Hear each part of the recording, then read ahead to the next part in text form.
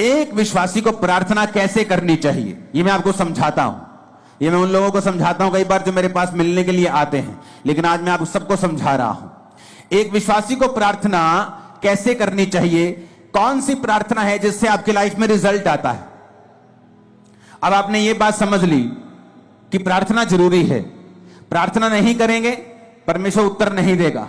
उसने लिखा है मांगो तो दिया जाएगा। वचन, ये आप बोलेंगे वचन में तो लिखा है कि परमेश्वर मांगने से पहले जानता है तुम्हें किन वस्तुओं की जरूरत है। हाँ, वो जानता है तुम्हें किन वस्तुओं की जरूरत है, लेकिन देता तभी है जब तुम मांगते हो, क्योंकि वो अपने वचन को पूरा करता है। मांगो तो दिया, ढूंढो तो तुम, खटखटाओ तो तुम्हारे लिए खोला जाएगा। अब शैतान बुरी कोशिश करता है कि जब तुम प्रार्थना करने के लिए बैठो तुम्हें फोन याद आ जाए, तुम्हें सॉन्ग याद आ जाए, तुम्हें कुछ बात याद आ जाए, तुम्हें काम याद आ जाए, एनीथिंग पॉसिबल, पॉजिटिव और नेगेटिव एनीथिंग, वो आपको याद करवाएगा, क्योंकि उसको मालूम है कि प्रार्थना ही एक ऐसा एक लौता माध्यम है जिसके द्वारा तुम परमेश्वर के साथ जुड़ते हो और आगे बढ़ते हो और परमेश्वर का आत्मा तुम्हारी अगुवाई करता है। हालेलुया। जो मैंने अपनी मसीह लाइफ में देखा है, मैं आपको उस एक्सपीरियंस से और वचन से आपको बताता हूं प्रार्थना कैसे करनी चाहिए। आपको दिन में सुबह प्रार्थना करनी चाहिए, आपकी पर्सनल प्रेयर, जिसमें आप सिर्फ अपने लिए, अपने परिवार के लिए, अपने काम के लिए, अगर आप पास्टर हैं तो अपनी सेवकाई के लिए आप प्रार्थना करते हैं। अगर आप सुबह 1.5 घंटा प्रार्थना करने के लिए बैठे हैं क्योंकि उसके बाद आपको काम पे निकलना है, तो आपको पौना घंटा प्रार्थना करनी है, 45 मिनट।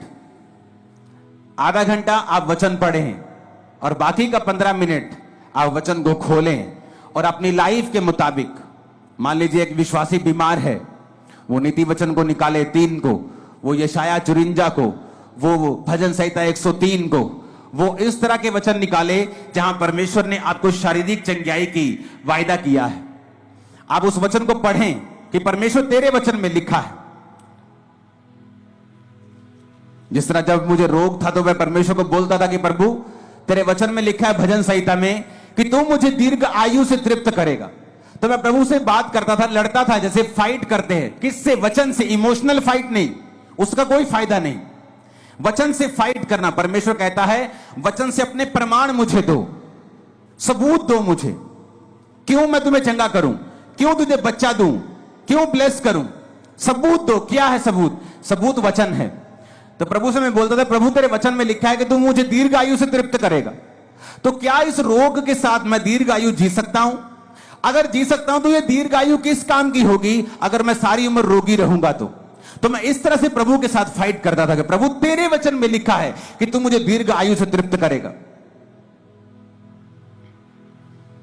एक टेस्टिमनी को मैं पढ़ रहा था, एक सिस्टर की आज बहुत सारी जबरदस्त गवाहियां आपने सुनी, तारीफ करो सब गवाहियों के लिए।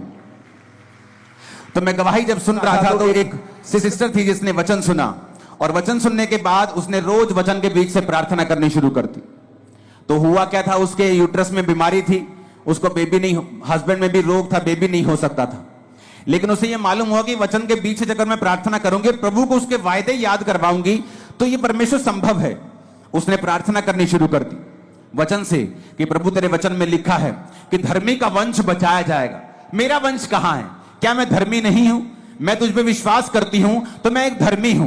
प्रभु तेरे वचन में लिखा हुआ है कि तू बांझ को घर में लड़कों का आनंद करने वाली माता बनाता है। प्रभु तेरे वचन में लिखा हुआ है कि तू हमें फलवंत करेगा। प्रभु तूने आदम को कहा था be fruitful and be multiply, बिना बच्चे के मैं मल्टीप्लाई कैसे हो सकती हूं? तो उसने रोज क्या किया, वचन के बीच से प्रभु को प्रार्थना करनी शुरू कर दी। 2, 3, 4 साल कुछ नहीं हुआ, कोई फर्क नहीं, लेकिन उसकी बॉडी थोड़ी अच्छी हो गई, लाइफ अच्छी हो गई, वो चलती रही चलती रही चलती रही। उसको शायद पीरियड भी नहीं आते थे, पता नहीं चलता था कि बेबी प्रेगनेंसी है कि नहीं है, क्योंकि बहुत सारी कॉम्प्लिकेशंस थी। एक दिन अचानक अपने रेगुलर डॉक्टर से जब चेकअप करवाने के लिए गई, वो 2nd मंथ की प्रेग्नेंट थी और परमेश्वर ने उसको एक बेटा दिया। उसके बाद परमेश्वर ने उसको एक बेटी दी।